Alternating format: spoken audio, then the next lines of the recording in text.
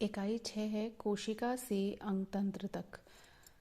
तो इसका हल इस तरीके से है। पहला प्रश्न है इसमें कि चित्र में दिए गए कोशिका के भागों के नाम बॉक्स में लिखने हैं। यहाँ पे कुछ चित्र दिए गए हैं, वो किसका है वो आपको बॉक्स में लिखना है। तो देखिए जैसे ये पहला चित्र है, तो ये चित्र है माइटोकॉन्ड्रिया का, और इसकी पहचान ये है कि आप देख रहे हैं इसमें 2 झिल्लियाँ हैं, डबल लेयर है, और ये उंगली की समान संरचनाएं निकली हैं, किस्टी कहते हैं इन्हें, और इस पे ये ऑक्सीसोम है और अंदर ये हमारा मैट्रिक्स भरा हुआ है।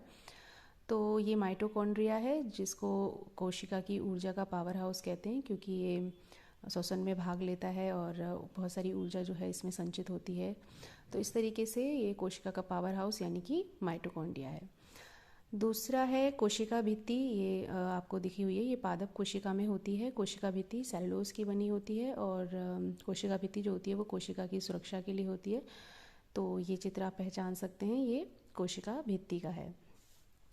ये वाला जो देख रहे हैं आप, इसमें भी डबल लेयर है, दोहरी झिल्ली है, और इसमें देखो ये सिक्के के ढेर के जैसे लगे हुए हैं, थैलॉइड होते हैं, और इसके अंदर स्टोरमा भरा हुआ है। तो ये जो होते हैं ये हरित लवक होता है, और इसको कोशिका का रसोई घर कहते हैं। और ये हरित लवक जो होता है आप जानते हैं प्रकाश संश्लेषण में सहायक होता है। तो ये हरित लवक का चित्र लिख देंगे। इसमें ये वाला जो पिक्चर है ये केंद्रक का है, क्योंकि इसमें देखिए ये धागे धागे जो होते हैं ये क्रोमेटिन के थ्रेड्स होते हैं, धागे होते हैं। ये न्यूक्लियोलस है केंद्रिका, और ये हमारा केंद्रक हो गया। ये केंद्रिका हो गया, ये केंद्रक झिल्ली है, और ये हमारा केंद्रक है। इसका काम कोशिका का विभाजन करना है। सारी जो एक इम्पॉर्टेंट ऑर्गन है ये भी कोशिका का, ये सारी कोशिका पर नियंत्रण करता है, नियमन करता है। तो ये हमने इस तरीके से पहचान लिया। तो ये सारे आप लिखेंगे इसमें। दूसरा प्रश्न है कि कोशिका में बहुत सारे कोशिकांग होते हैं, तो ये कुछ कोशिकांग दिए हैं, आपको पादप और जंतु कोशिका में छांट कर लिखना है। तो माइटोकॉन्ड्रिया जो होता है ये दोनों में ही होता है, तो हम दोनों जगह माइटोकॉन्ड्रिया लिखेंगे, क्योंकि पादप कोशिका में भी होता है और जंतु कोशिका में भी होता है। हरित लवक जो है ये सिर्फ पादप कोशिका में होता है, जो प्रकाश संश्लेषण करता है, और जंतु कोशिका में ये नहीं होता है। गाल्जी बॉडी दोनों में होती है। कोशिका भित्ति जो होती है वो सिर्फ पादप कोशिका में होती है ना, जंतु कोशिका में नहीं होती है, पादप कोशिका में होती है सिर्फ। और सेंट्रोसोम जो होता है ये जंतु कोशिका में होता है सिर्फ। और कोशिका झिल्ली है तो ये जंतु कोशिका में भी होती है और पादप कोशिका में भी होती है। अंदर कोशिका झिल्ली के बाहर ही कोशिका भित्ति होती है, और इसमें सिर्फ एक ही जंतु कोशिका में झिल्ली होती है, सेल मेम्ब्रेन, तो ये इसमें होती है। केंद्रक जो होता है वो दोनों में ही होता है, पादप कोशिका में भी और जंतु कोशिका में भी। तो यहाँ पे जो दोनों में है वो दोनों में लिखने हैं, और कौन सा अंग किस कोशिका से संबंधित है आपको उस बॉक्स में अंकित कर देना है। तीसरा प्रश्न है कि पादप कोशिका और जंतु कोशिका में अंतर लिखिए। देखिए बहुत बेसिक सा इंपॉर्टेंट है कि पादप कोशिका ये जैसे बनी हुई है और यहाँ पे जंतु कोशिका है, तो दोनों में मेन डिफरेंस ये है कि पहला तो ये है कि इसमें कोशिका भित्ति आपको दिखाई दे रही है, ये कोशिका भित्ति इसमें होती है। कोशिका झिल्ली के बाहर एक मजबूत परत होती है जो कोशिका के सारे अंगों की रक्षा करती है। तो ये कोशिका भित्ति सेलुलोज की बनी होती है, और ये सिर्फ पादप कोशिका में होगी। जंतु कोशिका में देखिए सिंगल लेयर है, सिर्फ एक कोशिका झिल्ली है। तो ये मेन दोनों में डिफरेंस हो गया। दूसरा है कि हरित लवक सिर्फ पादप कोशिका में होता है, जंतु कोशिका में ये अनुपस्थित होता है। तो ये अंतर हो गया एक मेन। दूसरा अंतर देखिए आप देख रहे हैं कि इसमें जो है केंद्रक, यहाँ पे ये रहा केंद्रक, ये जो केंद्रक है ये यहाँ पे किनारे पे है, जबकि जंतु कोशिका में देखेंगे आपके ये मिडिल में है, बिल्कुल मध्य में है। तो ये एक मेन अंतर हो गया। इसके अलावा सेंट्रोसोम पादप कोशिका में होता ही नहीं है, और जंतु कोशिका में ये देख रहे हैं आप, ये रहा सेंट्रोसोम यानी तारक का है।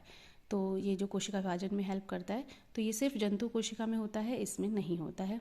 इसके अलावा आप ये भी लिख सकते हैं कि जो बड़ी सी रिक्तिका दिख रही है ये पादप कोशिका में रिक्तिका एक होती है, और यहाँ पे ये बहुत छोटी छोटी कई सारी रिक्तिका होती है जो कि आकार में छोटी होती हैं और संख्या में ज़्यादा होती हैं। तो पादप कोशिका और जंतु कोशिका में ये अंतर हो गया, तो इसको आप लिख लेंगे मेन। नेक्स्ट क्वेश्चन है एकोष्कीय जीव और बहुकोशिकीय जीव, यानी कि इनमें छांट के लिखने हैं, कुछ एकोशिकीय हैं कुछ बहुकोशिकीय। तो देखिए हम जानते हैं कोशिकीय जीव जो होते हैं इनमें एक ही कोशिका होगी, जो सूक्ष्म जीव होते हैं एक तरीके से, ये माइक्रोस्कोप से देखने पड़ते हैं। बहुकोशिकीय जीव मल्टी सेलुलर होते हैं, बहुत सारी इसमें कोशिका होती हैं। तो अमीबा, पैरामीशियम, जीवाणु ये सब एक कोशिकीय में आ गए, और ये बाकी जो मनुष्य, बंदर, नीम, बरगद ये सब इनमें बहुत सारी कोशिकाएं होती हैं। तो इस तरीके से इनको सेपरेट कर देंगे। नेक्स्ट है कि निम्नलिखित को सही क्रम में लिखिए। तो इनका व्यवस्थित एक क्रम में लिखना है इनको कि सबसे पहले कोशिका आती है स्टार्टिंग 1 पे, क्योंकि कोशिका ही जीव की संरचनात्मक क्रियात्मक इकाई है, सबसे छोटी, है ना।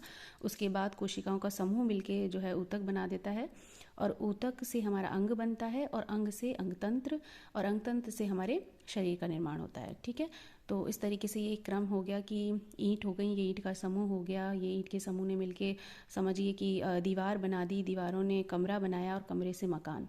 तो इस तरीके से कहते हैं कि कोशिका इस तरीके से पूरी क्रम से हमारा शरीर का निर्माण होता है।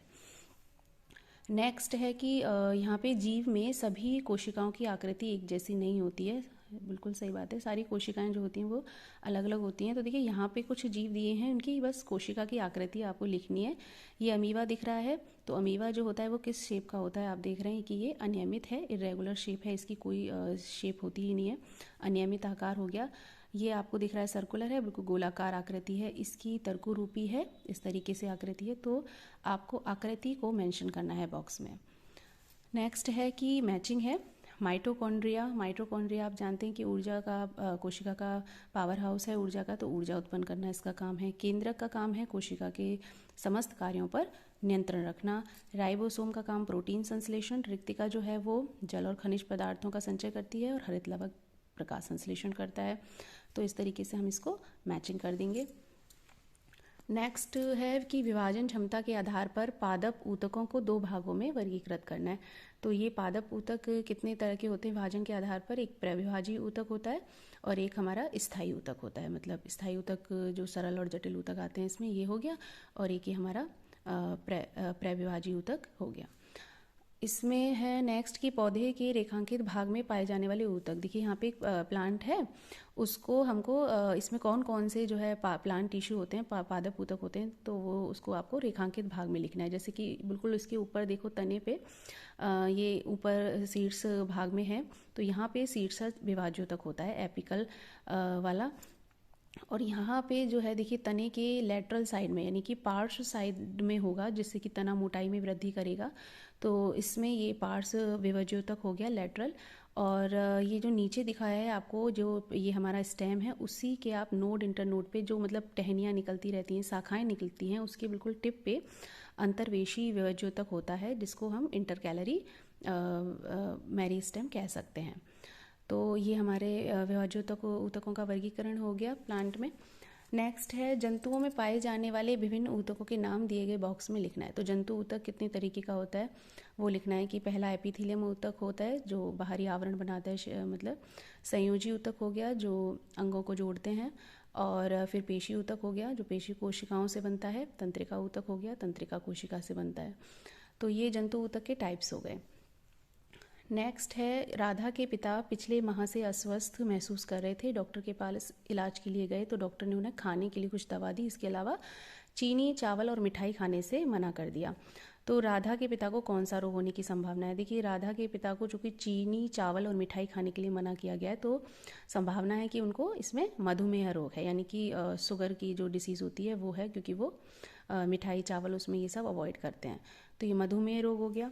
नेक्स्ट है राधा के पिता को यह रोग किस कारण से हो सकता है? तो देखिए मधुमेह जो होता है इसका कारण होता है इंसुलिन हार्मोन की कमी। तो इंसुलिन हार्मोन्स की कमी के कारण ही ये रोग होता है। तो ये चीज़ है। नेक्स्ट है निम्नलिखित पेशियों को पहचान कर उनके नाम लिखिए। तो ये वाली जो पेशी है ये हमारी रेखित पेशी है, ये इस तरीके से होती है। ये रेखित पेशी हो गई, जो मतलब ऐच्छिक पेशी भी कहलाती है, जो इच्छानुसार हम उसको मूवमेंट कर सकते हैं, जो हाथ पैर की मांसपेशी होती हैं। ये हमारी रेखित पेशी है, इसमें आप पहचान सकते हैं क्योंकि ये सिरे पर नुकीली होती है, तो ये अरेखित पेशी होती है, अनैच्छिक पेशियाँ। इसमें एक ये बीच में केंद्रक होता है, और इस तरीके से ये हृदय पेशी है जो लगातार कार्य करती रहती हैं बिना थके, और इसकी पहचान ये इसमें बीच में जो है ये डिस्क टाइप ये पट्टी होती हैं, और शेप इनकी इस तरीके से होती है। तो ये हृदय पेशी हो गई। नेक्स्ट है मनुष्य में तंत्रिका तंत्र किससे मिलकर बनता है? तो तंत्रिका तंत्र के 3 भाग होते हैं, इसमें मस्तिष्क आ गया, ब्रेन, रीढ़ रज्जु जो कि रीढ़ की हड्डी के अंदर होती है, ये तंत्रिकाएं हो गई, जो कि हमारे पूरे शरीर में इनका एक जाल सा फैला रहता है। तो ये तंत्रिकाएं हो गई, 3 भाग मिलकर तंत्रिका तंत्र बनाते हैं। नेक्स्ट है चित्र को पहचान करके कोशिका का नाम लिखिए। तो ये जो कोशिका है सबको पता है, ये न्यूरॉन्स है, तंत्रिका कोशिका, और ये कोशिकाएं जो होती हैं तंत्रिका कोशिका मिलकर तंत्रिका तंत्र का निर्माण करती हैं। नेक्स्ट है ये इसमें तंत्रिका कोशिका ही दी हुई है, न्यूरॉन्स, और इसके भागों को नामांकित करना है। पहला ये जो निकले हुए हैं धागे जैसे, ये डेंड्रॉन हो गए, बीच में इसका न्यूक्लियस हो गया केंद्रक, और ये जो शाखानुवत नीचे है पूरा, ये आप एक्सॉन कहलाएगा। नेक्स्ट क्वेश्चन है कि सभी जीवों में विभिन्न जैविक क्रियाओं को संचालित करने के लिए समन्वय की आवश्यकता होती है।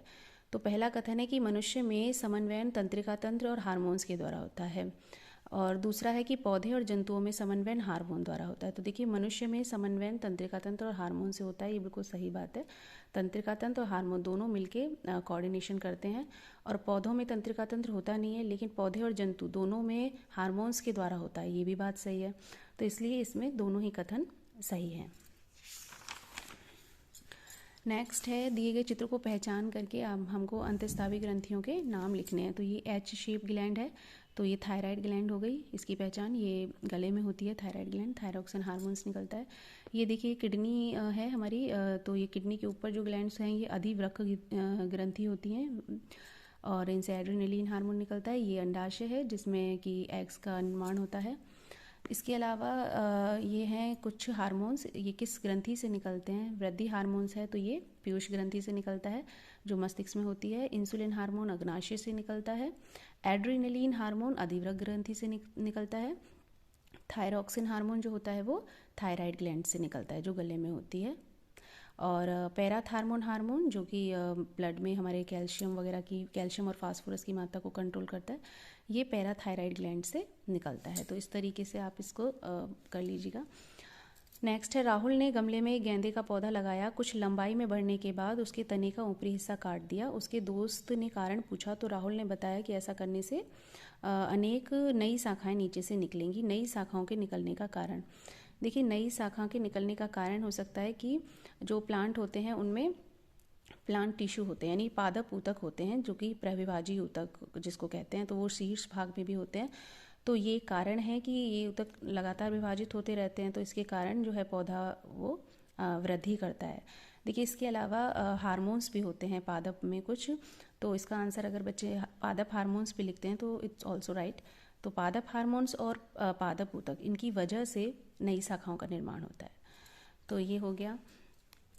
निम्नलिखित में से कौन सा हार्मोन कोशिका का दीर्घीकरण करता है? तो कोशिका का दीर्घीकरण ऑक्सिन करता है। पौधों में कोशिका को भाजन करने वाले प्रेरित करें, कोशिका भाजन करने वाला पौधों में साइटोकाइनिन होता है। पादप कोशिका में प्रकाश संश्लेषण की क्रिया है, तो वो हरित लवक के द्वारा होती है। उपास्थि किस प्रकार का ऊतक है? ये संयोजी ऊतक में आता है, क्योंकि 2 ही होते हैं उसमें, अस्थि उपास्थि, तो इसमें आता है। प्रोटीन संश्लेषण में सहायक होता है, राइबोसोम प्रोटीन संश्लेषण का कार्य करता है। तो ये कर लेंगे। इस तरीके से वर्कशीट कंप्लीट हो जाएगी। धन्यवाद।